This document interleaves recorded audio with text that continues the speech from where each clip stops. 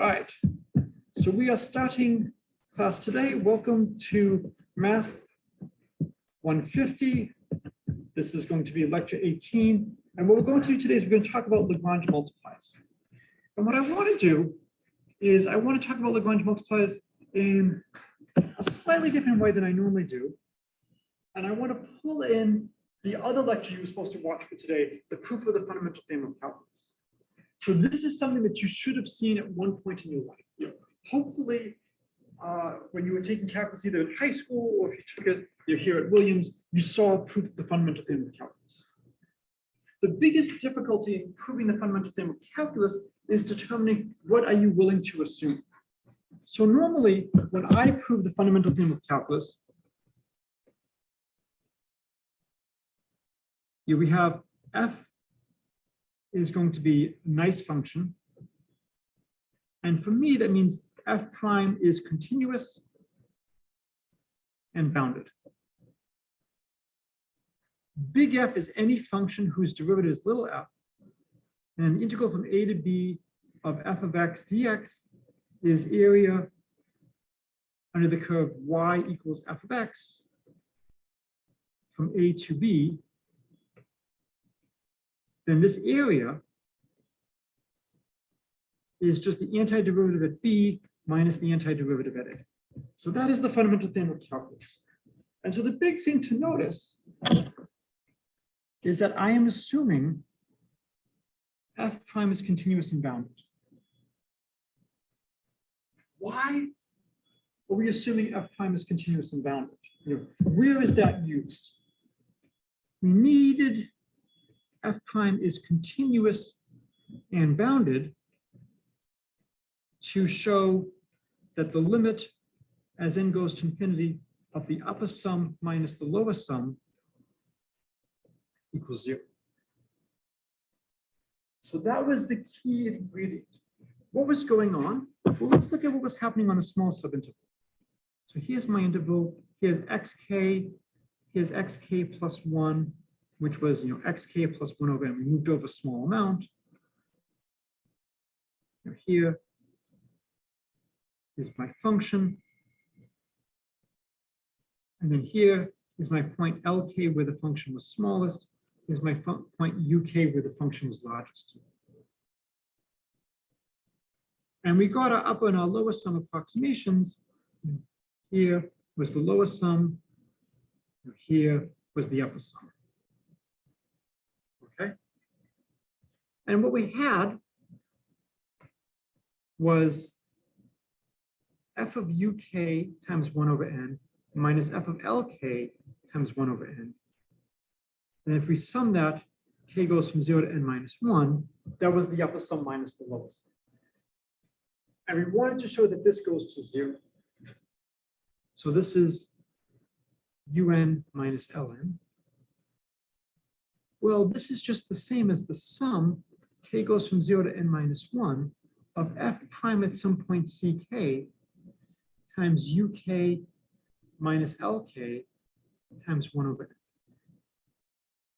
And here we were using the mean value theorem.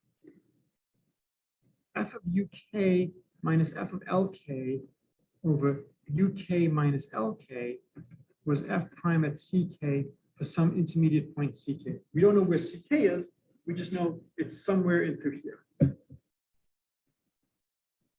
And if we looked at the derivative here, that equaled the average slope. The instantaneous speed at ck was equal to the average speed. And that allowed us to show that un minus ln in absolute value was less than equal to the sum, n goes from 0, k goes from 0 to n minus 1 of f prime of ck times 1 over n squared, as uk minus lk is less than equal to 1 over n because they're in the same interval. So it's important to realize what's going on here. If you have a really small error, good or bad? Good. But if you have a really small error a large number of times, it could be very bad. And so the problem is we have n summands. If each summand is really small, say of size 1 over n in terms of my error, but I have n of them, that becomes of size 1. If each summand is of size 1 over square root of n, and I have n of them, and that means my sum is of size square root of n, it's going off to infinity. So we need to know that the difference between the upper and the lower sum, in each of these boxes is so small that even when we sum it n times, the difference is small. And so now, if we know that the first derivative is bounded, so if f prime of x is less than or equal to b, the sum is less than or equal to b times n times 1 over n squared, which goes to 0. And that was the big proof. That was the big step in proving that the upper and the lower sums converge to a common value.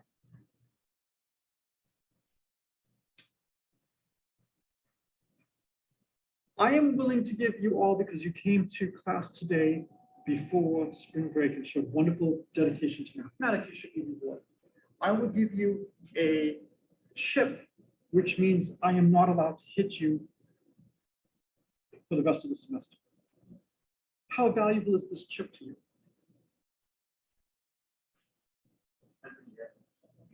It's right now in 21st century America. How valuable is it for me to say, I'm going to give you a chip that will prevent me from hitting you?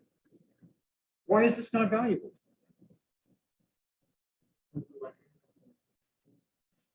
Yeah, am I allowed to hit students? No, your professors are not allowed to hit students. We're tenured, though. But I want to stay tenured. I am not allowed to hit students. Even if you're tenured, you cannot hit students. The best I could probably do is maybe the projector is falling and I'm running to push you out of the way.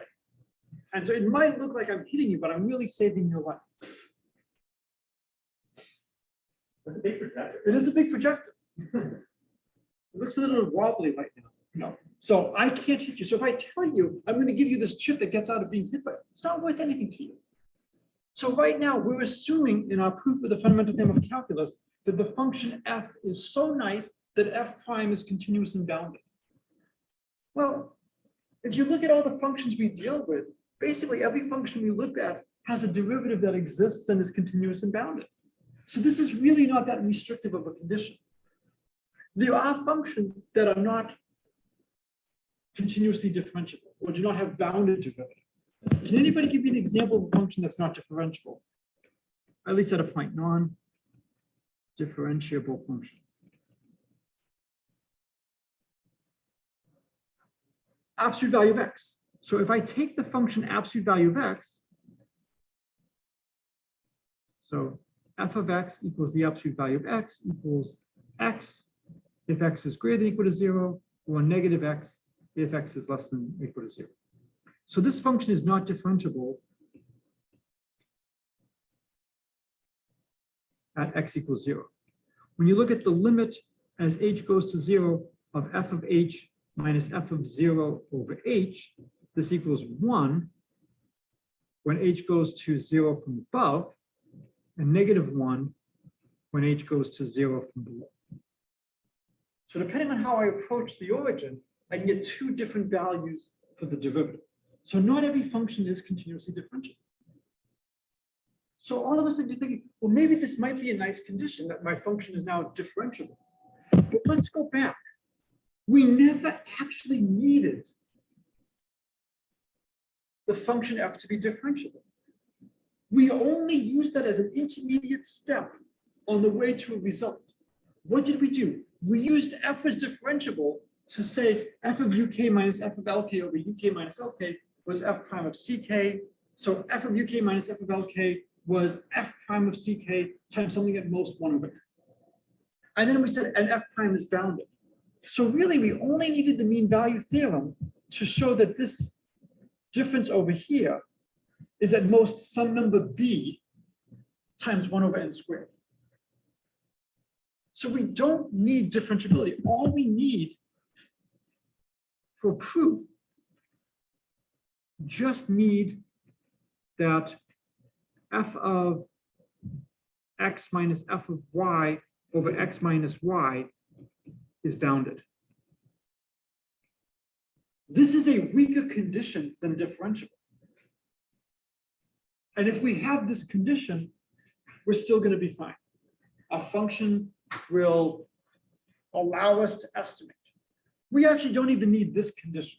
It turns out if a function is continuous, there's a resultant analysis called it's uniformly continuous. You can find a delta that works for all x simultaneously, and you can show that when you look at f of uk minus f of lk, it's less than epsilon, independent of which interval you're in. That you can get all of these simultaneously small. It's not worth going into this right now. But it's just worth noting that over here, we thought that our proof really used f prime, but it really didn't use f prime. F prime was just helpful to get to a step. We used f prime to get to this difference was at most b times 1 over n squared. And then that we could sum and be 0. So it was just for an intermediate step. This leads into Lagrange multipliers.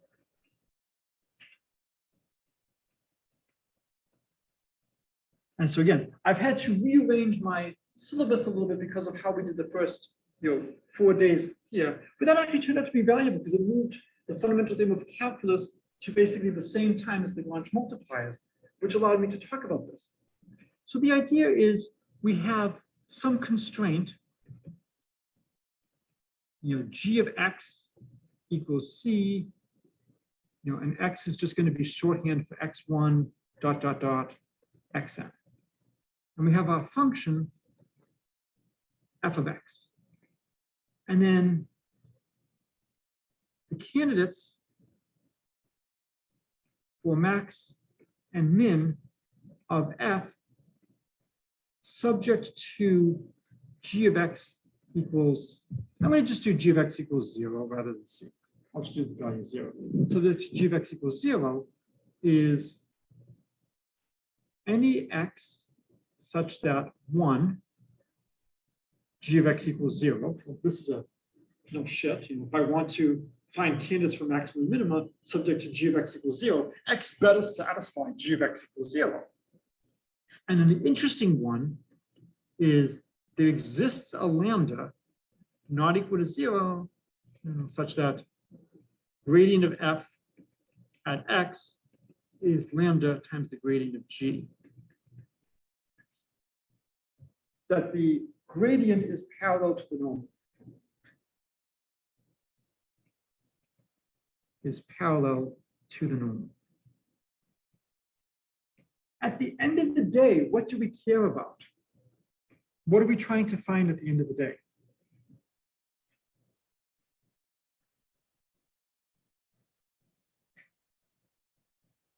So what are we looking for at the end of the day? What are we trying to find?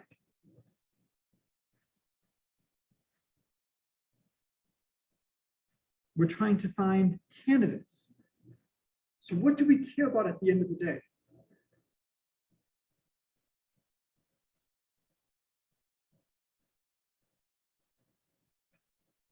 So if we're trying to find candidates, what are we trying to find?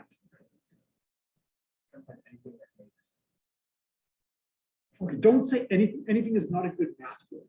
Oh, we're finding any function. We're not trying to find a function. I've given you the function. G is my constraint function, and f is the function I'm trying to maximize or minimize. So I want to try to find candidates for where it's maximized or minimized. So what is the candidate going to be? It's going to be a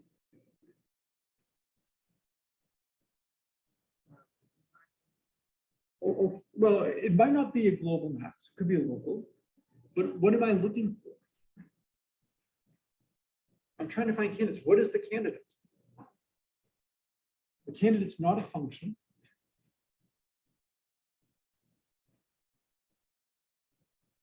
It's a point, right? And we're looking for a point. What is the point? Say x1, x2, dot, dot, dot, xn. Now over here, how many equations do we have here?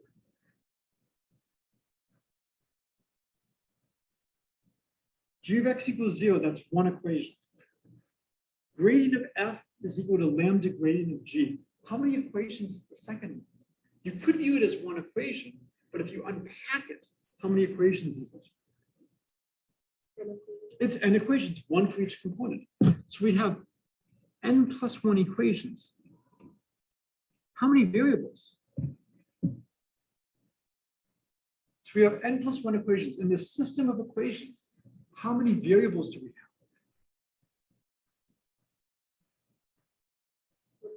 N plus one. What are the n plus one variables?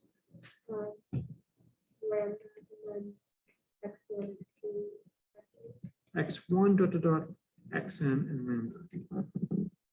And then the way we're writing this should really highlight, we're playing Sesame Street. Does anybody remember Sesame Street? One of these things is not like the other. One of these things just doesn't belong. Which one is the different one here? Yeah, we don't care about lambda. Do not care about lambda.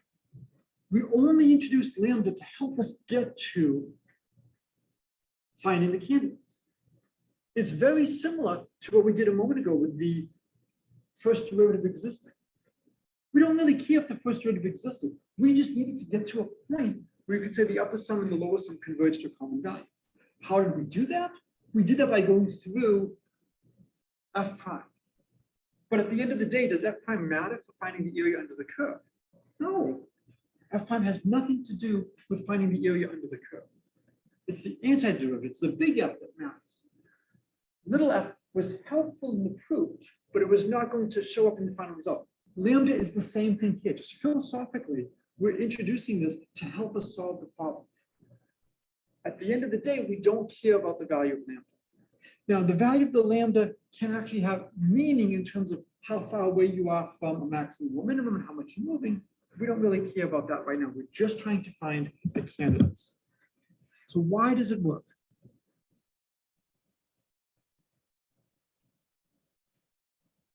So we have g of x equals 0. Okay. So imagine we have some curve c of t such that c of t is x1t dot dot dot xnt and lies on the surface g of x equals 0. And we take some curve in our surface. So if I have this beautiful bowl, I could be maybe going around the bowl over. So I take some path on the surface. So if I have something like this, there's some kind of football shape. I can take some curve on the surface.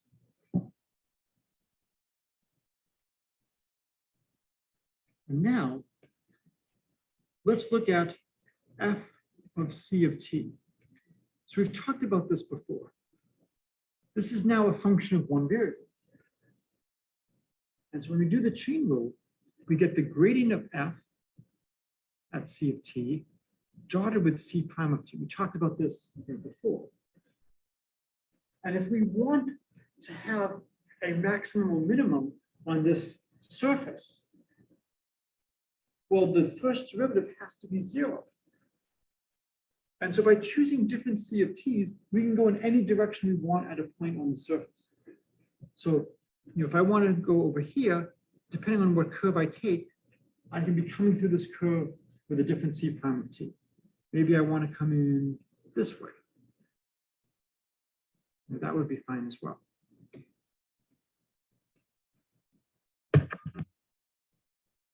And so no matter what curve I take, as long as I stay on my surface, I need the gradient of f to be perpendicular to c prime. So c prime can range over all the tangent directions at a point.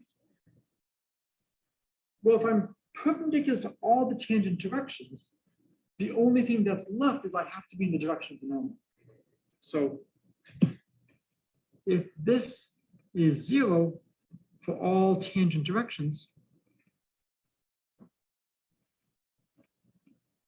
then the gradient of f at this point c of t is in the direction of the normal to the surface.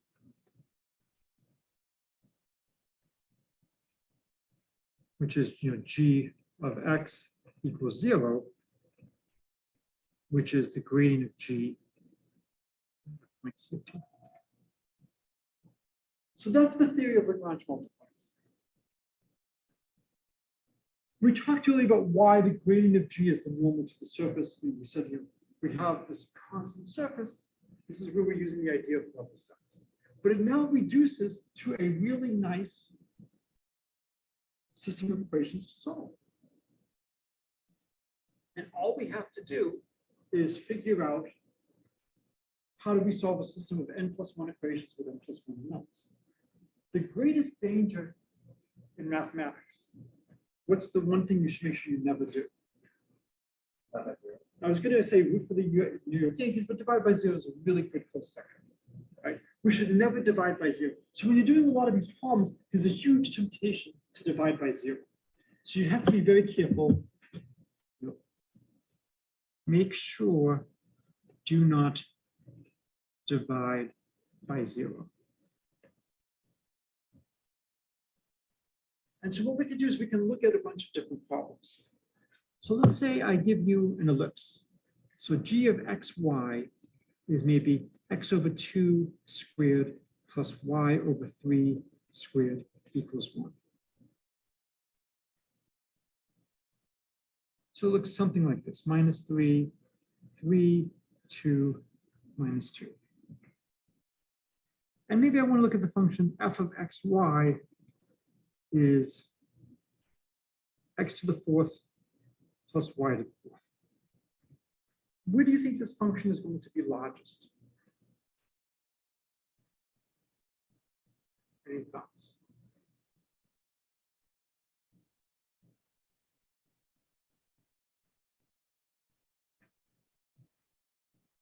So you consider all the points on the ellipse. Do you have any intuition for where the function could be largest?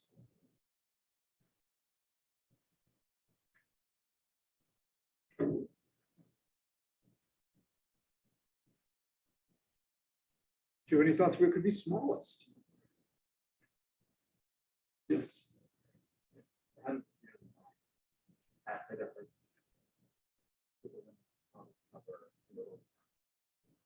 Well, in some sense, there is no up and low, there is no bounds on the ellipse. Every point is the bound.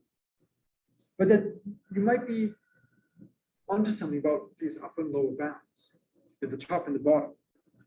Yes.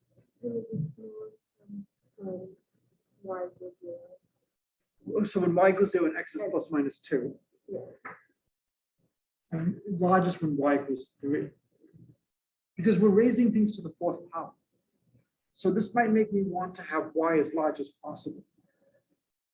The question is it worth decreasing y a little bit to get x a little bit larger? But my intuition is probably it's largest at 3 and -3 and smallest at 2 and -2. So let's try this. What's the gradient of g? And here I have g of xy equals 1. If I didn't want it to be 1, if I want it to be 0, I could just subtract 1 from both sides. That's not going to change the gradient of g. So what's the gradient of g?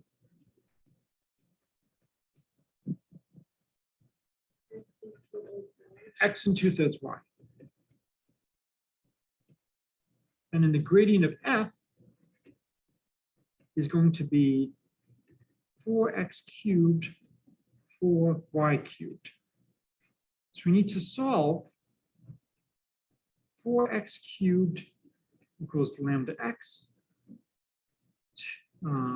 4y cubed, 4y cubed equals lambda 2/3 y, and then x half squared plus y thirds squared equals 1.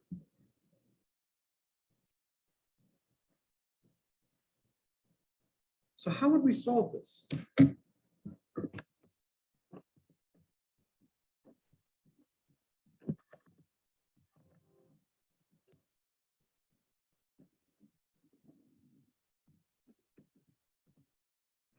So any thoughts? Yes. Okay, so what could I do?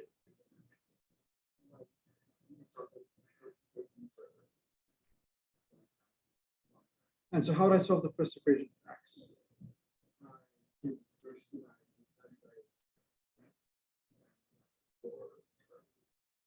Okay, would you like to be a physicist or an economist?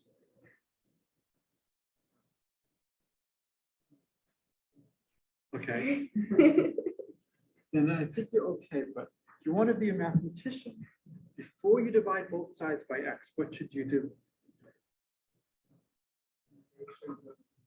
Make sure nothing is 0. So we have to deal with what if x is 0? So case 1, x equals 0. Well, if x equals 0, then the next equation becomes 4y cubed equals lambda 2/3 y. Well, no matter what y is, I can always choose a value of lambda so that the second equation is true. And then the third equation becomes y squared, y3 squared equals 1. So we get second equation always true. Third equation gives us y3 squared equals 1. So y equals plus or minus 3. So f of 0 plus or minus 3 is 81. So we have to worry about that case. So what's case 2?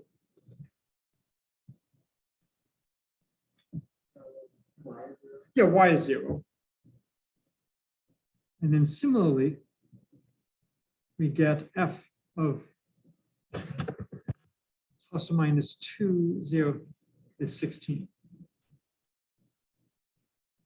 So now we just have to look at, now x and y are not 0. So now that x and y are not 0, now we have a lot more hope of solving the problem. So we're left with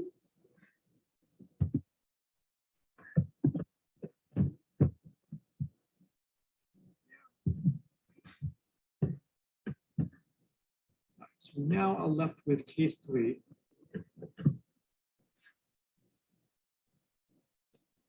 X and y are not 0. And you see the methodical approach. I really like attacking problems like this. Rather than looking at the more general case, break it up into lots of cases such that they cover all possibilities. And as long as they cover all possibilities, you'll be fine. And now I don't have to worry about any divisions. So there's a couple of ways to go about this. So any thoughts of what we should do?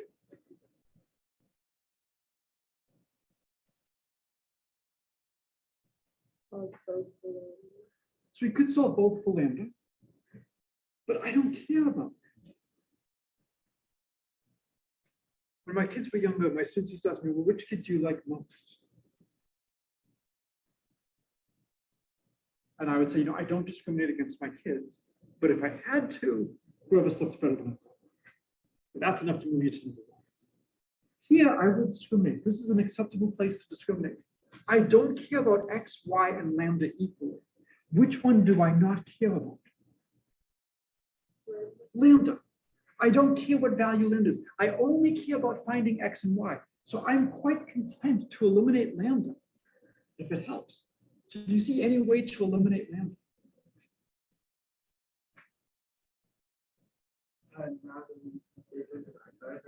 Yes. What can we do? You could do that, but there's a faster way than solving for lambda and substituting. Better than subtracting. You've got equations 1 and 2. What can you do?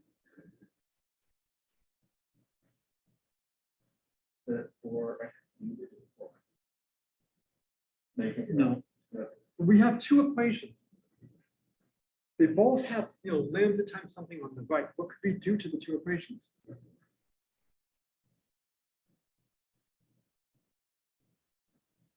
We could just take the ratio. We could just divide. And the lambdas will cancel when we divide. It's very similar to what you were saying in terms of solving for lambda. It just does it in like one giant step. Can you write it out? Yeah, I'm going to. We have to be careful when we divide. Are we ever dividing by 0? No, because x and y are not 0. So as x and y are not 0, divide equation 1 by equation 2. And so we would get 4x cubed over 4y cubed is lambda x over lambda 2/3 y, or x over y cubed is 3/2 x over y. So now what can we reduce?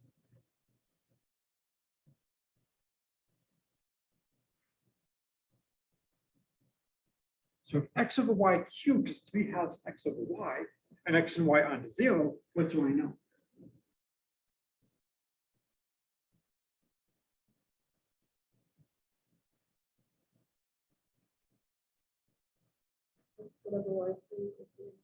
Yeah, so we know x over y squared equals 3/2.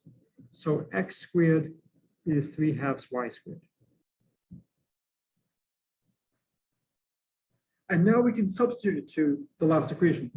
So x over 2 squared plus y over 3 squared equals 1. X squared is just 3/2 y squared. So we'd get 3. So if you want x equals plus or minus root 3 over 2y.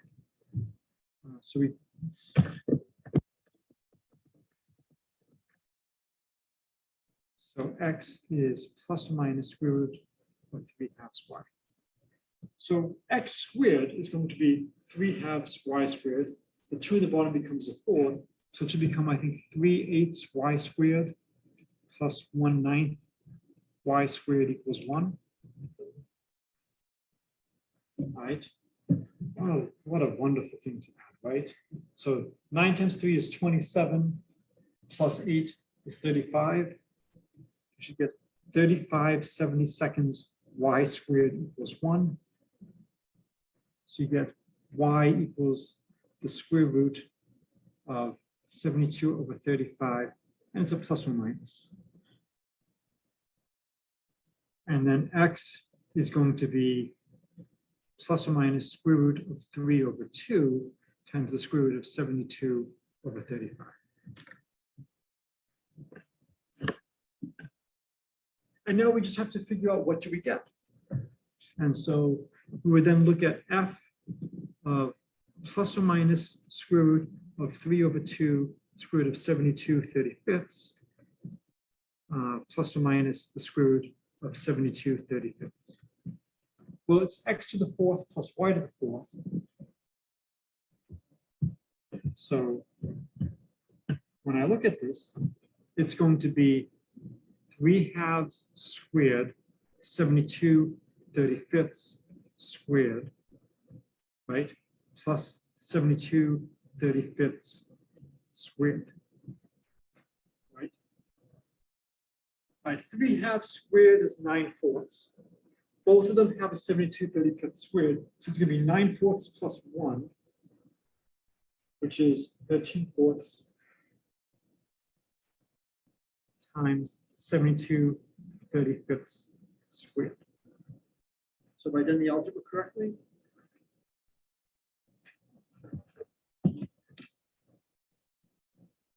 Is that correct? Yes or no?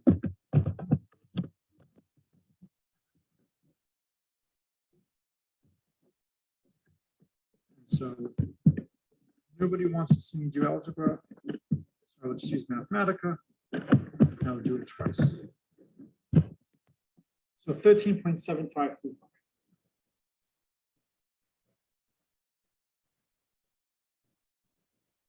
So we have our candidates for maximum and minimum. Where is the minimum? It's going to be at 2 and -2 for the x coordinate. Where's the maximum? It's going to be the y coordinate equals 3 or -3. And then the question is, what's going on at these points?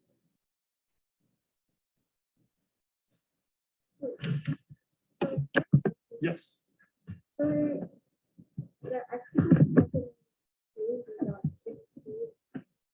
Oh, did we get 16? Oh wait, oh no, maybe what did I do? Errors. Right, okay, we got 16 in. Okay, so let's see, do we make an error? Okay, if that's the case, then that's another maximum, and then this would be the minimum. So if that's 16, yes. So let me go back over here. Let's make sure I haven't made any mistakes. So let's look at it was the square root of 3 over 2 plus the square root of 72 over 35.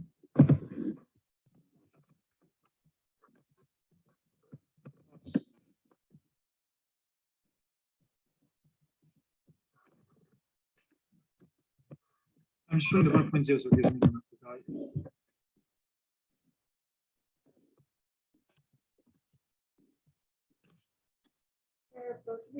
Oh, they're to the fourth power, not the second power.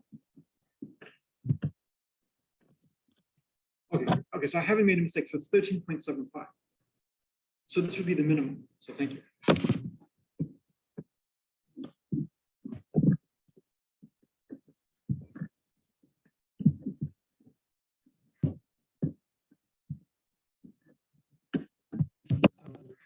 We have global max at 0 plus minus 3.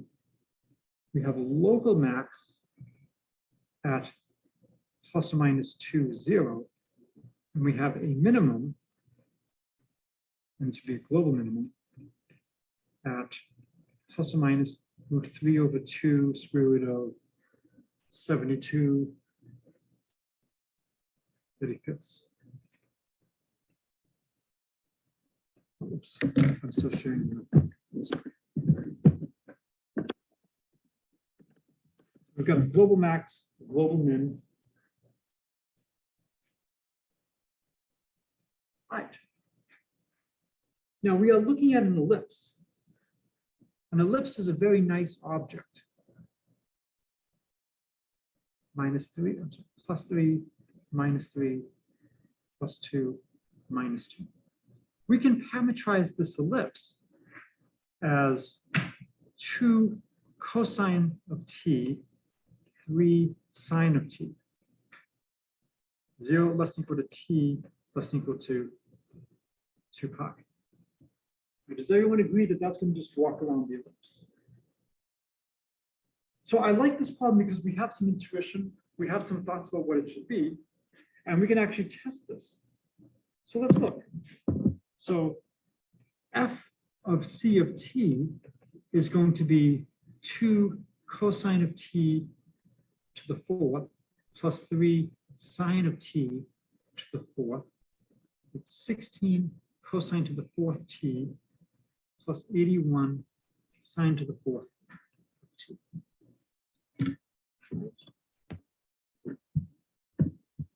And I'm going to assume nobody wants to see me plot, so let's just go plot. It was 16 sine of t plus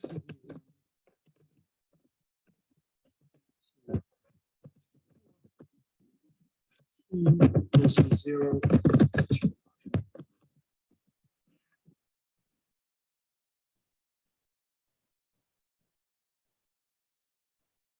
Okay, so when we look at this,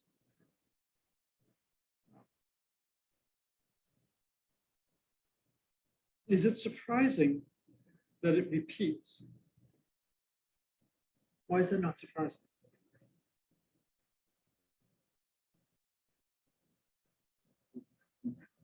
The exponents are even. So once we go 180 degrees or pi radians, we now start getting negative values. So it doesn't matter if I have negative values or positive values. So I really don't have to go all the way from 0 to 2 pi. So it's enough to go from 0 to pi, or is it enough to just go from 0 to pi halves?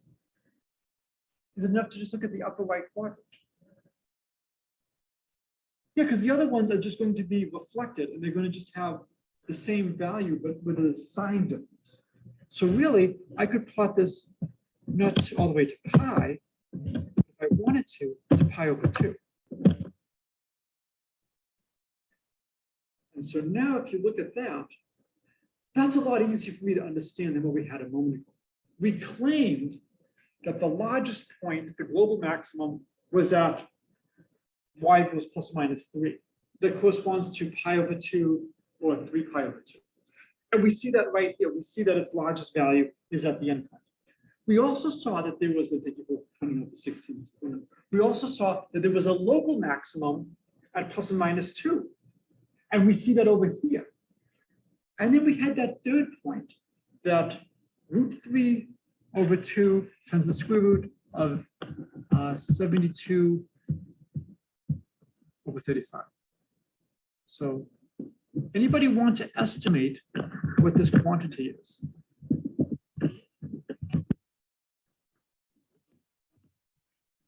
Anybody want to estimate what that is?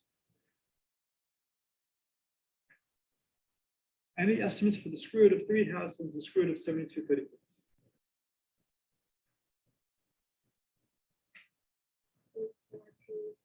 Yeah, it's about 0.4 something. You know, you've got here's 0.1, 0.2, 0.3, 0.4. So somewhere around 0.4. Oh, wait, oh, this is the. Oh, that's. We want the value of theta. We want the value of t that has this as its cosine. So what do I need to do to this number? I need the inverse cosine. I need the cosine of this.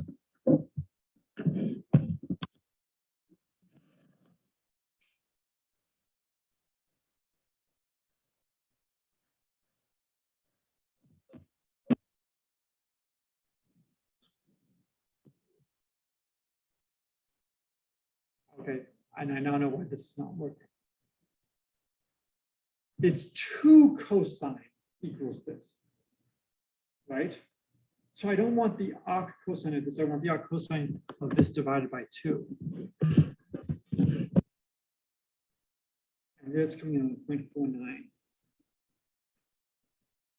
So let's zoom in. Let's go from 0.4 to 0.5. I'm a little surprised. So your 0.42 is looking very, very good. And so we had 2 cosine t, 3 sine t. We want to find when 2 cosine t was root 3 over 2.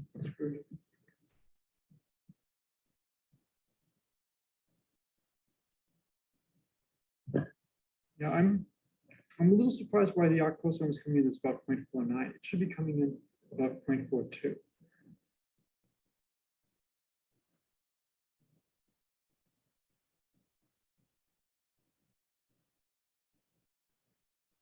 And so let's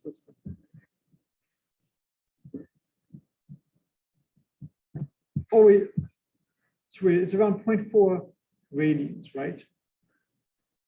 Yeah.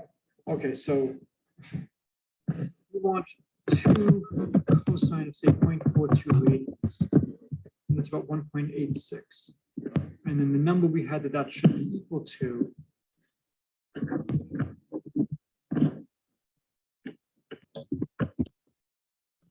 so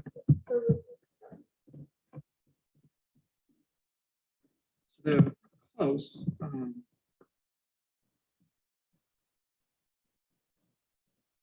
Unless, you know, again, it may be a function of just how many digits we're taking.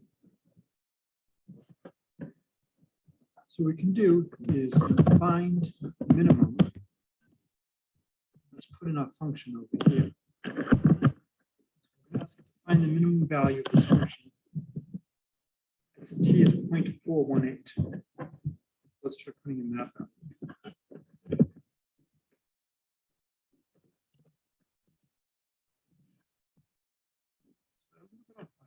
I will have to think a little bit for the next class as to why they're off by just a little bit. But the idea here is that by looking at the plot,